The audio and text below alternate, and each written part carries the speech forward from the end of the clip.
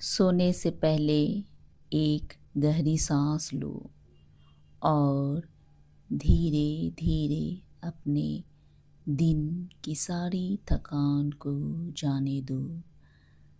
अब खुद को एक शांत, सुकून भरी दुनिया में ले जाने के लिए तैयार हो जाओ, जहाँ हर शब्द तुम्हें आराम और नींद की ओर ले जाएगा।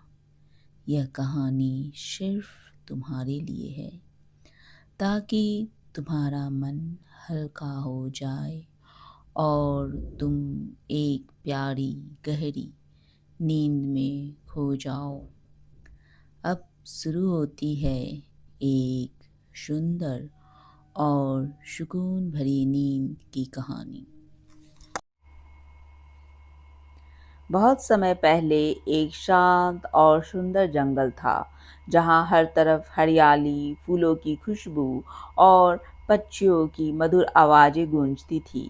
उसी जंगल में एक छोटी सी, बहुत ही खास चिड़िया रहती थी, सुनहरी चिड़िया। उसके पंख सोने की तरह चमकते थे। जब वह उड़ती तो ऐसा लगता जैसे आसमान में कोई तारा उड़ रहा हो।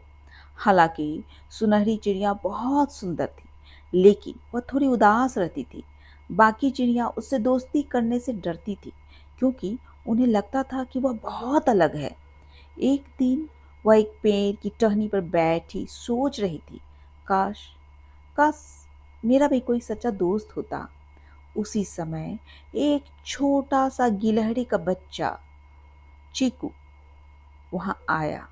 उसने चिड़िया को उदास देखा और पूछा, तुम इतनी चुप क्यों हो? चिड़िया ने धीरे से कहा, कोई मेरा दोस्त नहीं बनना चाहता।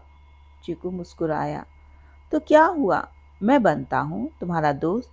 सुनहरी चिड़िया की आंखें चमक उठी।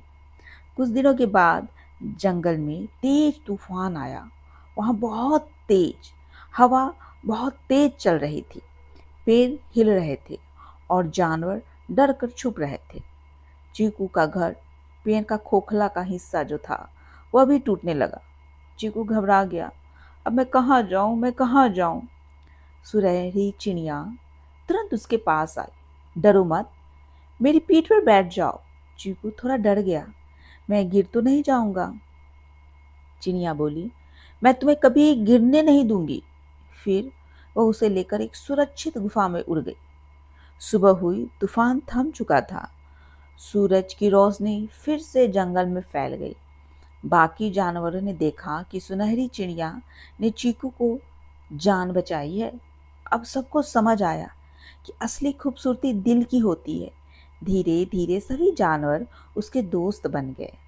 अब चिड़िया कभी अकेली नहीं रहती थी। उसके पास बहुत सारे दोस्त थे और सबसे प्यारा दोस्त था चीकू।